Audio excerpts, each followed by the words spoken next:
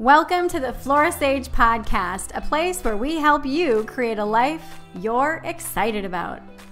Welcome back to the podcast. I'm Flora Sage, and today we are going to talk about pre-holiday decluttering. I'm so excited about this. Oh my gosh. If you're new to my channel, I'm Flora Sage. For over 25 years, I've been helping people like you align into a life and a business that you are wildly obsessed with by helping you clear the 9 types of clutter, keeping you from a life that you love. What are those 9 types of clutter? They are mental, spiritual, emotional, digital, financial, daily, body, process, and environmental clutter.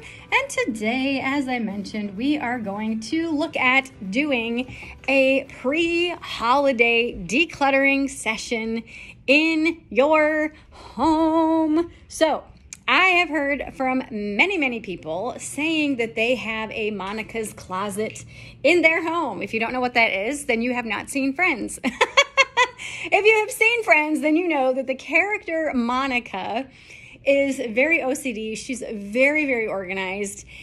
And she has a secret closet that Chandler, another character that she happens to be partnered up with, opens and discovers that this is where Monica shoves all of her crap and hides it from the world. I have seen this in many homes of the people that I've helped. You all have a closet or a room or a space in your home where you just shove shit. And you are not alone. Trust me, you are not alone. Now, frequently when people have other people over to their home for the holidays, what do? They typically take all this random stuff from around the house and shove it someplace so that it's away, you don't see it. Sometimes it's personal stuff, but other times it's stuff that you just have scattered about around your home. Now, one thing that I want you to keep in mind is the stuff that's all scattered around your house. That's the stuff that you're using. A lot of people call it clutter. Well, yes, it is clutter because it's cluttering up your space, but that's the stuff you're using. The true clutter is the stuff that is hidden in those spaces that would actually house the stuff that is out. So hear me out. Follow me here. Let's just say that you have a whole bunch of books and magazines and things that you frequently go through or that you want to go through. And you would put them on your bookcase, but your bookcase is full. So you keep these things at the ready, maybe on your kitchen counter or next to your sofa or next to your bed. Okay, so if you could put those someplace, where would you put them? Let's just say the bookcase. Okay, so because there's no room on the bookcase, the true clutter is on the bookcase. So go to the bookcase and ask yourself, what on here do I never ever use? What on here is truly clutter? Do I not like it anymore? Why is it here? Do I love it? If my house was flooding, would I save this item? Would I buy it again? Really ask yourself this. And when you do this pre-holiday decluttering, what happens is you can keep those magazines out. Now they're just displayed on the bookcase because now you've decluttered the bookcase. You've put your magazines there. You see them, they're at the ready so that if you get the urge to soak in a really hot bath with some bubbles and some Epsom salt and magnesium, you're like, oh, I want to read that magazine. Boom, you pull it out from the bookcase, not from wherever it was previously stored. You read through the magazine, you're like, yes, this was good. I can recycle it, or I can throw it away, or I can donate it to wherever. And you're done with it. You don't have to choose to keep it. Let's just say you have a pile of clothes that you need to put away, but you've run out of hangers and you're like, ugh. Okay, go look at the stuff that's still on the hangers. What have you not worn in months or years? Try it on. Remember why you don't use it anymore. Remember why you don't wear it. And let's just say you have 20 pieces of clothing that need to be hung up. Cool. Clear out 20 things that are hung up, donate those, and then you have those 20 hangers to hang up the things that are on the floor. Maybe you have all these random little whatnots, like the freebies. Always get rid of the freebies. Those are usually very cheaply made. If you watch TikTok, you've seen many of those items actually have lead in them, which is not good at all. But the key is to recognize that right now, as you're shoving this stuff in your virtual or actual Monica's closet, you're going to have to eventually pull it out. And then it's going to feel overwhelming. So why not declutter while you're doing it instead of months or years from now?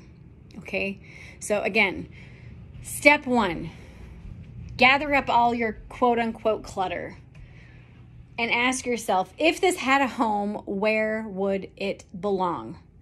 If it's in a drawer, okay, open that drawer that you would naturally put these things in. What's in there? The stuff that's out is the stuff that you're using. The stuff that's still in the drawer, you're not using. So pull everything out of that drawer and say, when was the last time I used this?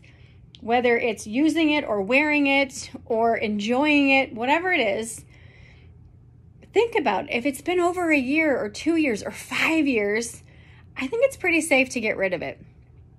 Another key about this, if you have a lot of sentimental clutter gathered all around your home and you don't particularly want to see it every day, but you feel that it's just kind of cluttering up your space, it's okay to pack up sentimental clutter or I hate to use the word clutter for sentimental stuff, but sentimental stuff, just pack it up, put it in a box, and put that box like in your closet or someplace where it's still accessible, but it's not taking up space all around your home as far as knickknacks or pictures or books or whatever.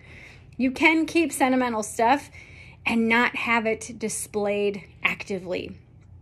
So you've identified the clutter or the stuff that's out. 2, you've asked yourself, where would I put this if I were to put it away someplace?